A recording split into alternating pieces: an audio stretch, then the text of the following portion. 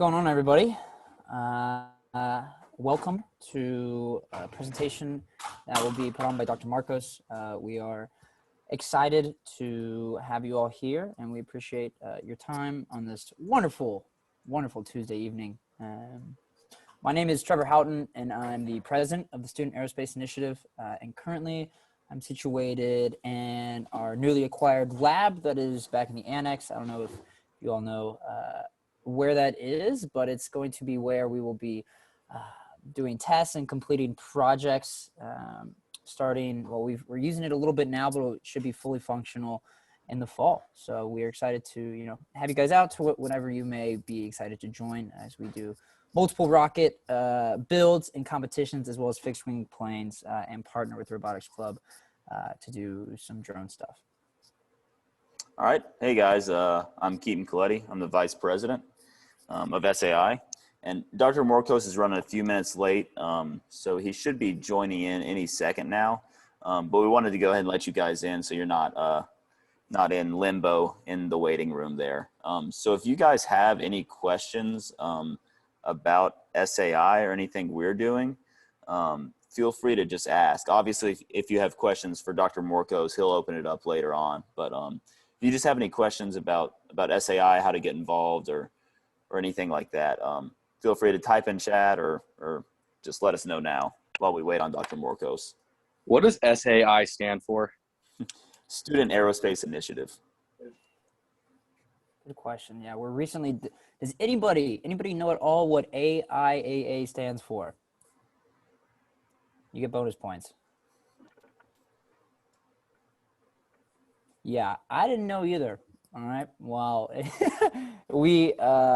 so the Student Aerospace Initiative was founded here 3 years ago, 2.5 years ago, by just some kids interested in aerospace. Like, man, we don't have an aerospace program. Man, those kids at Tech stinking doing aerospace stuff. I want to do it too.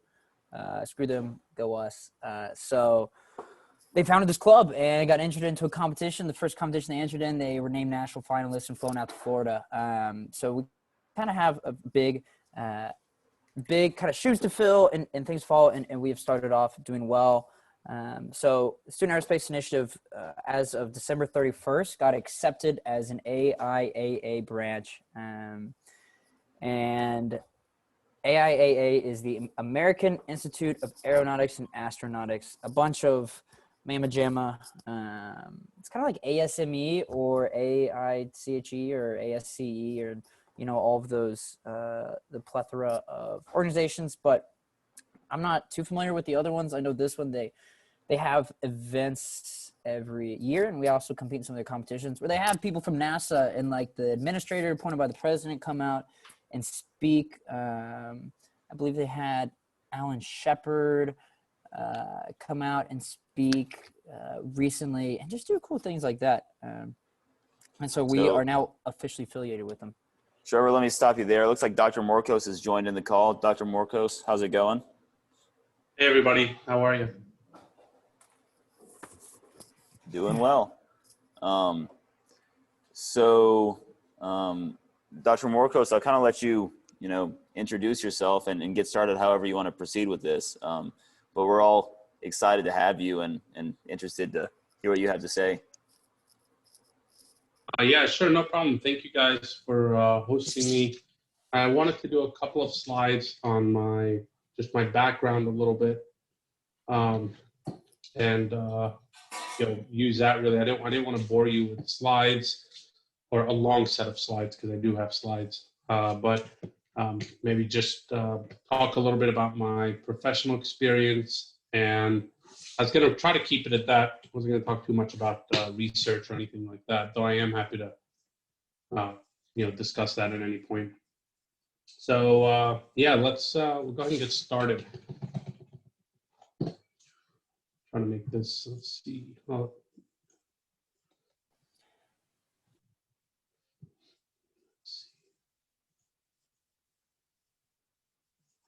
Yeah, so I'll tell you a little bit of background about myself. I'm just using one of my older presentations here. So my name is Bishoy Morkos. I'm a professor in the College of Engineering, but I think predominantly housed in mechanical engineering. So, I know a lot of you are interested in the aerospace industry. So I'll talk a little bit about my experiences in various industries, and talk maybe happy to answer questions about that. So at some point I was like you, a student, and after I graduated, I went to Clemson. So after I graduated, I started working at Robert Bosch over in Anderson, South Carolina. I was a manufacturing engineer there, and really my job was really make sure to keep the manufacturing line running, and cruise control effectively, make sure there were no faults, and at times here and there we would be introducing new items, but using a lot of effectively lean manufacturing techniques. Just how to make this lean, how to make it as effective and efficient as possible. And I worked on the ECU, TCU. It's essentially just the computing units for both the engine and the transmission. So it was a very high volume manufacturing setting. After that, I went back and did my master's, and thankfully, when I was doing my master's, my master's was funded by NASA JPL, which allowed me to go work at NASA during the summers of my master's degree. What I worked on there was the wheels on the last lunar rover that NASA was working on, and the wheels are particularly important because they're really what dictate the life of a lunar rover. And most of the first sets of components that are going to fail, that are going to really make it inoperable, are the wheels. For this design, I was going with a Michelin wheel concept, which is a non-pneumatic wheel. So I had a lot of really fun opportunities to go and build it out, build some concepts, and then try them on in cryogenic conditions. This was my rigged up cryo chamber. So I think JPL gave me $30,000 to put one together. And what I did on this one, I like to show it because that's what really engineering is. So I think when they said they needed a chamber of this type, I was like, okay, well, I think I spec'd one out for 300,000. They said, no, we want you to build one for 30,000. So what this was is a cryogenic chamber.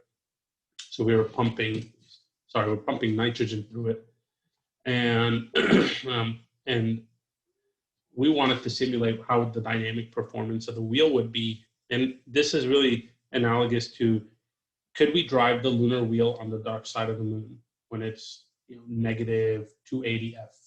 What happens to material? Hot side's not that important. I mean, it is important, but it's not that difficult. Hot side's about 400 F. And we have a bunch of stuff that goes in ovens, so we have nothing to worry about there. Cold side's pretty difficult.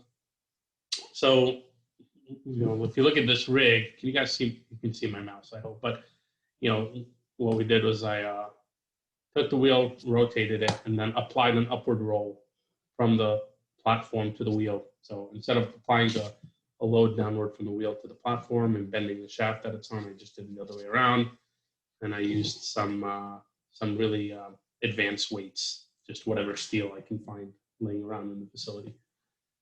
So I worked a lot on the wheel design, and then after my master's, I went and worked at the BMW Research Center in South Carolina. So I wasn't at the manufacturing facility, I was in the research facility.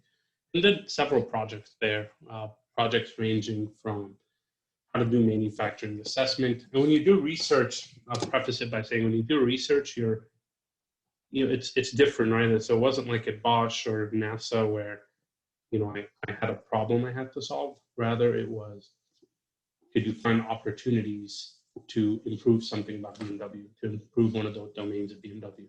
Can you find maybe an advent technology?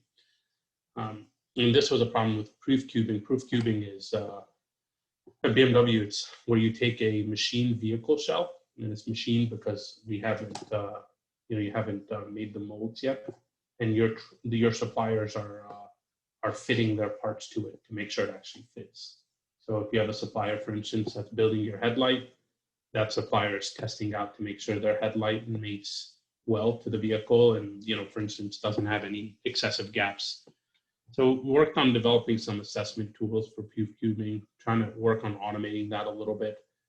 These are one of the things that we worked on. So we took some CAD. So instead of having employees, for instance, measure everything themselves, we just were able to do that using a coordinate measuring machine and have all that automatically upload.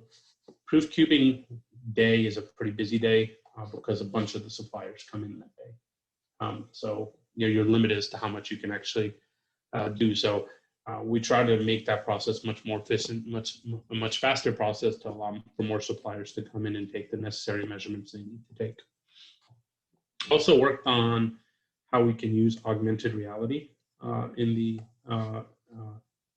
vehicle maintenance process and vehicle service process. And we also did this as well with vehicle assembly. How do we use augmented reality to train employees on vehicle assembly? So that was a lot of the tools I worked on in BMW. It was a lot of fun, and we did some other things too, but I don't want to get too much into it. I'll happy to talk about it later. But these are some of the neat ones that we worked on.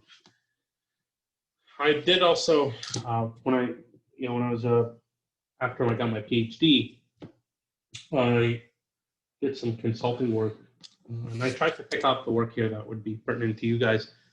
I did some consulting work with Blue Origin. And so if this was a facility when I started working with Blue Origin, and this is in Merritt Island, Florida, and this was going to be the facility where they built their rockets. So think about it this way: if you're Blue Origin and you're going to build these rockets, and you don't know what requirements or what capacities or what throughput that facility is going to go through in the next 10 years. And what really makes that even more difficult is you're not creating single products that make their way out, rather because you're reusing boosters, similar to what SpaceX is doing. You're constantly bringing used components used systems back into the facility. And so they wanted to know, how do we actually design this resource? How do we design this manufacturing facility? And how do we allocate resources? By allocate resources, I mean, what equipment do I need to buy? How much do I need to put into employees? Because there's all these trade-offs, for instance, that you have to worry about. So, this is what the facility looks like today after they built it. Here are some of the example rockets that they're building. So, there's the reusable booster, so that's always reused. This is a 2-stage. If you knock this thing out in the middle, it's a single stage. And obviously this is a 3-stage. So, we just call them, GS1, GS2, GS3. And the challenging part about all this is when you're designing a manufacturing facility, you have material, you have employees, you have equipment, and you have space. Really, those are the 4 major components you're negotiating. You certainly need equipment, but that equipment both takes up space and requires employees, right? Because somebody has to man those. And then you have material that you need to purchase. And that material also takes up space, and it's probably going to be interfacing with equipment where it's going to be processed. And then you have employees that you'll need, and those employees will also take up space, and then those employees will also interface with equipment. And while material, space, and equipment may be measured linearly, right? Like if you double the amount of equipment, here's the what my output will be. Employees aren't, right? I mean, you have inefficiencies in labor. So there's this discontinuity there that you have to account for. For instance, second shift is only 94% as efficient as first shift. And third shift is only 89% as efficient as first shift. So these are things you have to be worried about. And then you have reusable components that now have to come in. So if you look at a booster, depending on the configuration of the booster, could have 3,000 unique parts. And every single one of those parts can go through so many cycles, right? So you can think about it where, component 1 has to be replaced every 3 launches, and component 2 has to be replaced every 5 launches. So every time that booster goes back into the manufacturing facility, it has to now go through a different route, which makes it so complex. So how do you measure that? And how do you keep track of that? So we actually worked with them to optimize the process. I won't get too much into it, but I developed a software tool for them for their manufacturing analysis. And see, I'll play it here for you. So, with it was, you can optimize at the vehicle level, the module level, activity, work order, which is what are the specific things you're doing as a employee in the facility. Then things like plane capacity, manufacturing flow, and then we did some discrete event analysis. There was another one too. Here was another tool. So this was mostly on the tool development side. Just how do we provide them with useful information to figure out, to identify what equipment do I need to buy? Where do I put my best bang for the buck? Is the space that I currently have sufficient for the goals that I'm going to have for the next 10 years? So I'll leave it at that a little bit, but I'm happy to answer any questions. I was purposeful in not having too much content to display. I didn't want to bore everybody with all the content, but yeah, I'm happy to answer any questions. And engineering standpoint, I've done work with a lot of different companies. A lot of automotive companies on the space side. Northrop Grumman, Boeing, Lockheed. I've worked with for a really long time.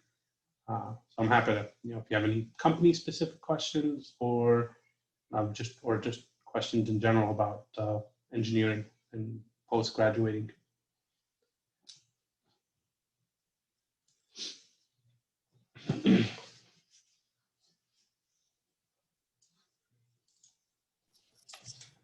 I'll go ahead and lead it off. Could you pick a favorite? Maybe that's too hard a question. Or is there a particular thing with a particular company that you enjoyed the most? Yeah, that's a difficult question. I think my favorite was not because it was a company, but because of the type of work I got to do. So when I was at BMW doing research, is just a lot of fun, right? You get to really be at the forefront of pursuing technology and identifying opportunities. So that was a lot of fun. I mean, if you look at the most exciting, it's probably NASA JPL, but that was nerve-wracking because you were always worried that, if I screw up, I jeopardize everything, right? So you were always so concerned about that. And then there was just things that you didn't understand because there are things that happen in space that don't happen here on land, and you don't understand it. I'll give you an example.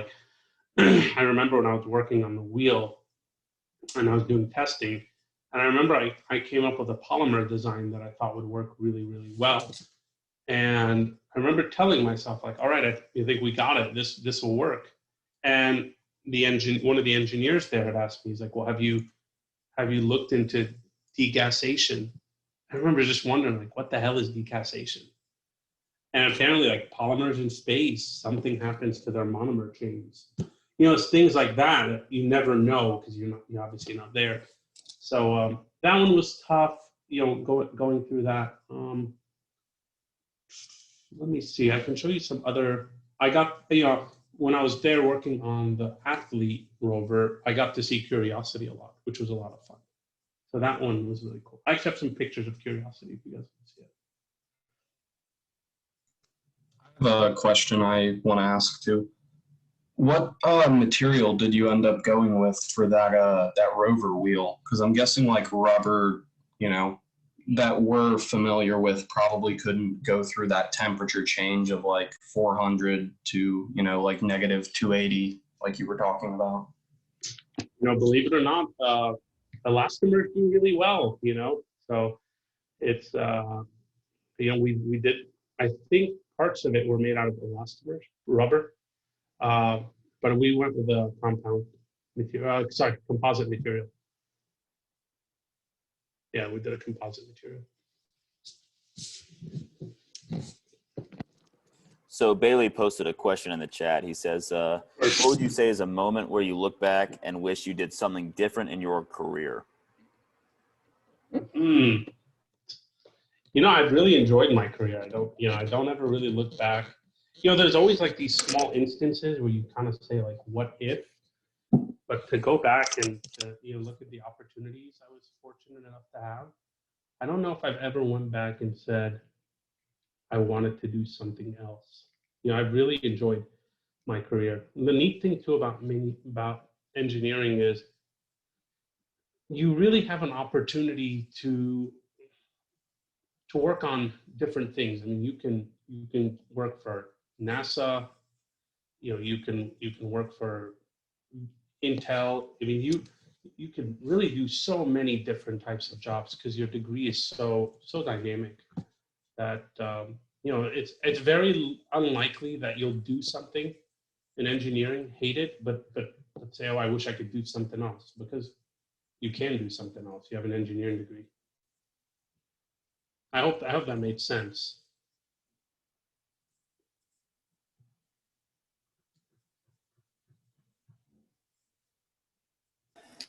At what point did you make the decision to come back to school and begin teaching classes? Yeah. So for me, so when I finished my bachelor's and I got a job, and I started working. I remember the big disappointment was I felt like everything I had learned all those days, staying up doing homework and learning how to use MATLAB and things like that. I felt like I was disappointed that I couldn't use that, and there's nothing wrong with that. I'm not saying there's anything wrong with that, but I felt like I became a Microsoft Suite engineer, right? Which was, I used Word, PowerPoint, Excel, and Outlook. That was it. That's what I used, and I felt like I did very little, difficult engineering, which is what I really wanted to do. So that's why I went back to school.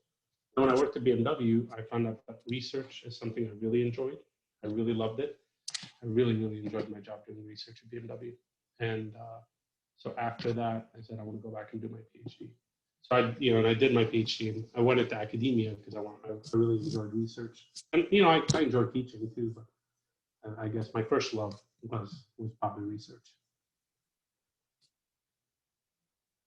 All right, so we've got a couple more questions in the chat. The first one from Christian is, how did you go about finding opportunities to work for such reputable companies? I have to. I don't know. I just applied, and maybe a little bit of luck. When I worked at Bosch, I think I worked at a burger place before that, so it wasn't like I came in with a wealth of knowledge or anything like that. I think it's just you go in, and when you get your first shot, make the most of it and do really well. Make it a priority that you do really well. There's a lot of things necessary to be successful. I was fortunate enough to say I thought I was pretty successful everywhere I went, and you just go in, you do the right thing, and you focus on the right things, and don't waste your time on things that are unnecessary, and make a good impression, and then hopefully that propels you to wherever you need to go, or whatever your next step is, or our next location is. All right, and we've got a couple more.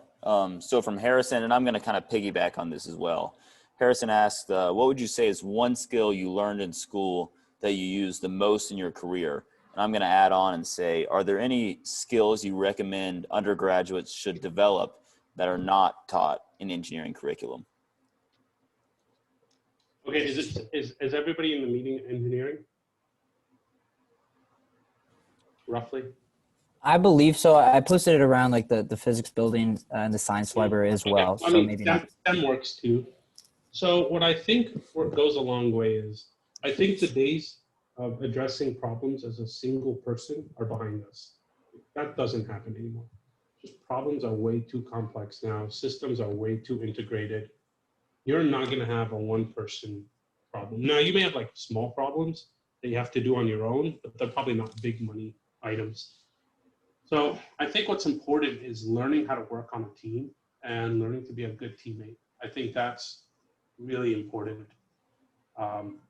Now, one way I would recommend everybody do that, and I tell this to my students, is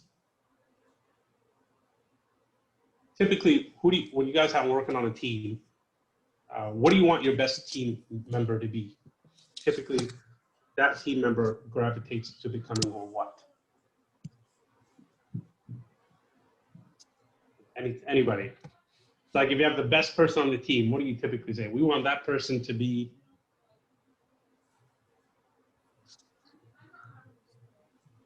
Anybody? Smart. Well, you want that person. Typically, that's the person people point at and say, we want that to be the leader, right? Like, why don't you lead the group? Like, and so what I've found in my career is if you try to adopt good leadership qualities, not to be a leader, but just adopt good leadership qualities, it really goes a long way to make you a good team member, somebody valuable, learning how to treat other people the right way, learning how to listen to others. That's so valuable. So what I can tell you, having worked at a lot of these different places, it's how you treat other people, it's not really even just about how smart you are. I think intelligence, I would probably say, plays like a 20% role in it. But the rest, I would say, is how well the team member you are. Are you dependable? Are you reliable? Are you respectful to other people? I would say get a book on leadership. Pick one out. You can probably get the cheapest one on Amazon and read it. And don't read it to become a leader. Like, don't read it saying, okay, now that I've read it, I'm going to become manager. This is my first job. Rather, once you've done it, you say, all right, how do I take these skill sets and integrate them into my team working abilities? Brandon, good job. I saw you wrote leader. Well, we can keep pushing forward with these questions in the chat. We've got a couple more. Next question is, what previous experience did you have before you started working for your very first company? If you didn't have any experience, what made you stand out in the application process after you graduated from undergrad to obtain a job? Okay, so let me unpack that a little bit. What previous experience? I didn't have much experience from my first job. I worked at Arby's, I think the Arby's and a burger joint is what I worked at. And so so they would ask me, like, how could you translate what you did there? And I was like, well, I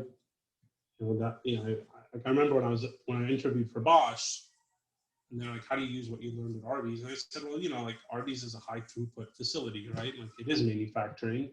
You're assembling things to make a final product, and those products have variations. And so you have a customer, just like you guys have a customer, and we have regulations. We have health and safety, just like you guys have ISO and similar regulations. So we kind of had, even though we are in our own world, I think you could pick up a lot of that in learning how to work in a team in a cohesive manner.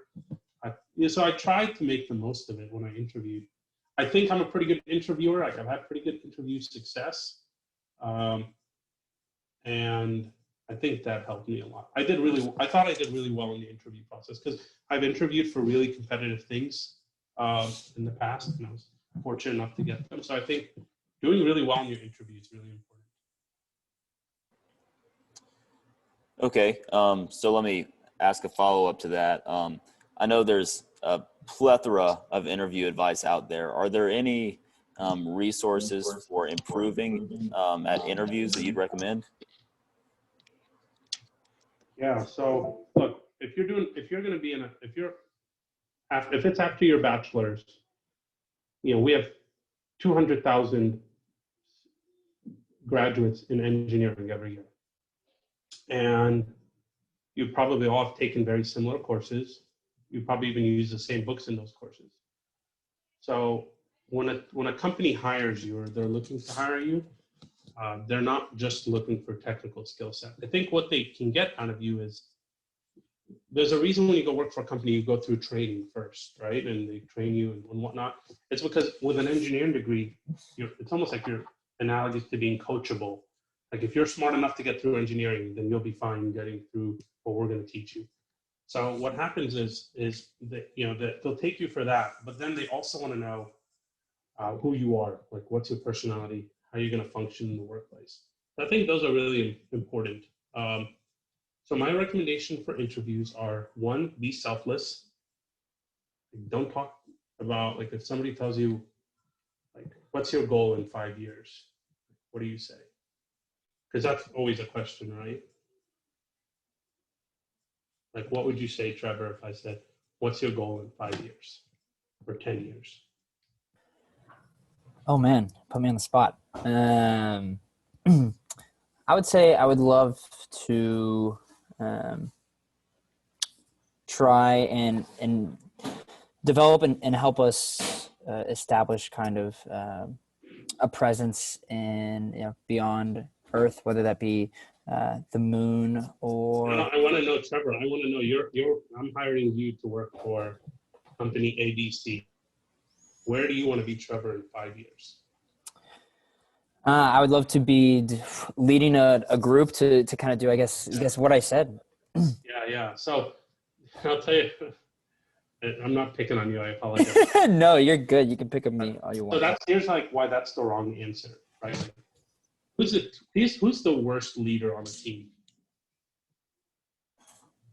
Is it Me. The person that wants to be a leader? Yeah, it's the person that says I should be a leader, right? So it's like, who the heck are you to say I'm going to be a leader in 5 years, right? It's like you should let your peers decide that, or your boss, right? I'm just picking on you, Trevor, but you know, so you got to do really well. So this is what I mean by being selfless. Don't think about yourself. Remind them that, yes, like when you hire me, I'm going to elevate your company because I provide this skill set, but so can 200 other thousand people who graduated this year. But I can actually elevate the whole group. So you have to focus on that, put some attention. The right answer to something like that could be like, okay, in 5 years, if there's a big project, I want to be the first person assigned, or the first draft pick on that project. I want to be dependable. I want to make sure that when my teammates or my boss goes to sleep that night, that I know for a fact that they have no doubt that I'll be able to do my assignment. I want to be the most dependable person on the team. I never want to add any stress or consternation to anybody. That's my goal. Now, obviously, if raises and promotions come with it, that's great. They probably will. But don't think about who you want to be. Think about what skills you're going to be able to provide your team. I think that's number one. Number two, whenever they ask you any question, they should walk away with a positive story about you. Like when they ask you, like, tell me about a project that you worked on. Don't just talk about the project. Tell me, what did they learn about you that's positive and unique? So always think that every single thing, every question you answer, they should learn something positive and unique about you. Remember, you got to set yourself apart from 200,000 others.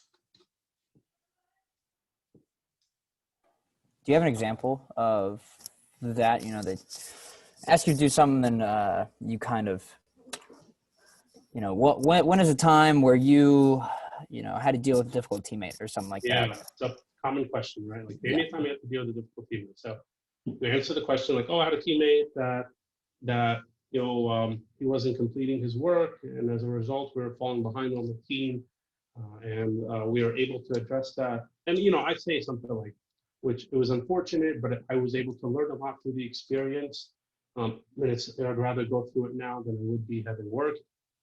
And what I did on that experience to mitigate it was I spoke with the team member, and I reminded that team member how important they were to our team and how it was necessary that they help us complete their portion, because their portion of the project was instrumental to the success of the project as a whole.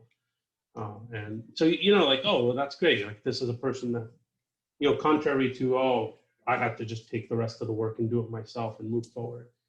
So, I was able to showcase there that, all right, well, I try to be diplomatic. I try to help the person. I try to remind others around me that they're equally as important. So I would hope in my response, that's what they'd walk away with. So like if somebody tells you, like, name me like, don't just say, oh yeah, in my senior design, I had a team member that wasn't working very hard. Thankfully, our professor was understanding and we were able still to do well. That's fine, but they got nothing from you. In fact, they probably learned more about your professor than you with that answer. So, you need to be intentful about every single question. Unique and positive. You have to think of something. Great. Well, I think we have couple more questions. These look like quick questions in the chat. We might be wrapping up fairly soon. So Christian asked, will you be teaching the advanced vehicle manufacturing class in the fall? I think so. I think it is. I want to say it's booked full. I think. You may want to check, but I think I can probably expand the class size if asked. And then also any books on leadership that you highly recommend? You mentioned getting a book on leadership earlier. Yeah, there's one by Maxwell. It's like the 21 Irrefutable Laws of Leadership. It's just a good book, Even if you never become a leader, that's fine. It's just a good book on, how to treat others and how to be successful within an organization. I would recommend it. I mean, I would do that. Just read it on your free time. I would do that. Yeah, So go ahead. Here's another topic. It's in the chat. It's kind of one I'd like to ask you a little bit about as well. The question is, do you have any advice for moving from industry to academia or changing industries? Those are, kind of maybe two separate topics, but if you could touch on both of them. Yeah, I think within academia, so academia is its own monster. I'll leave that aside and I'll get to it in a minute. I think jumping industries, there's many ways you can define that. I mean, if we're thinking about industry from a product standpoint, like we're making automotive components and we're making rocket components, and then we're doing missile components. Those are all very different, and they all have their different governing bodies that oversee them. But you still carry a lot of the engineering forward, right? I mean, it's still a lot of the same fundamental principles, but just maybe a different application. Now, so that's different industries from a product standpoint. Then there's different industries from all right, am I government or am I private, right? Or am I working for Boeing or am I working for NASA, NASA? Those are different because in one, you're working for the government, so much more red tape, much more bureaucracy versus, the private sector. So there are differences there. And then like when you're working for government, so I've done a ton of work for government. You always have to worry about things like military standards, right? Academia is different in that it's, if you're going to be a regular professor, like teaching and research, it's one of those where you go in and you kind of, we joke around and say it's pick your own poison. So you go in and you pick the research topics that interest you, and you pursue those research topics. So it's a little bit different. Go ahead and have a final call for questions so we can be respectful of Dr. Morkos' time. And in the meantime, I'm going to go ahead and drop the link to the Student Aerospace Initiatives GroupMe in the chat. We'll be having a final general body meeting here in the waning weeks of the semester. Just FYI for anyone who is not in it. Yeah. Any last questions? Christian, is that to SAI or is that to Dr. Morkos? Dr. Morkos. Dr. Morkos, what's the best way to reach you? Email. Yeah, I'll write my email address.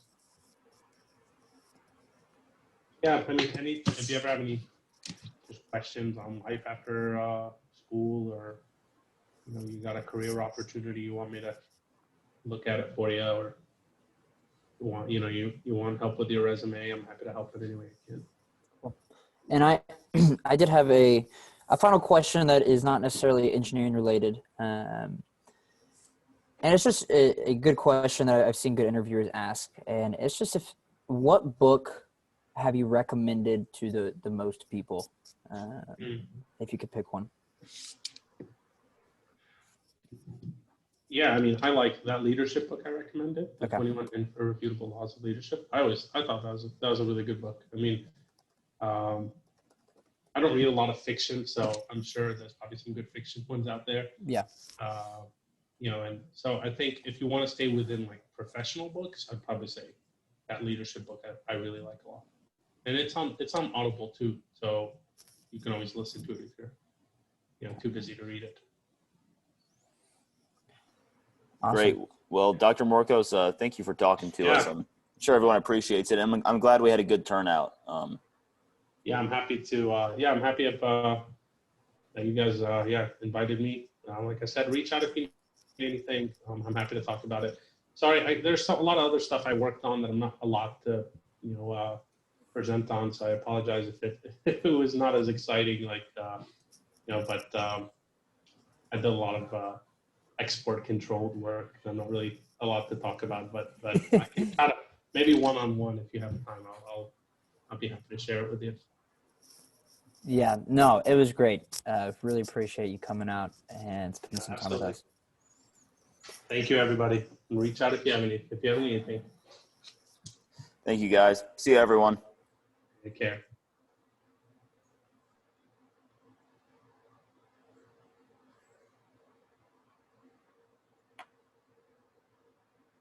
All right. Well,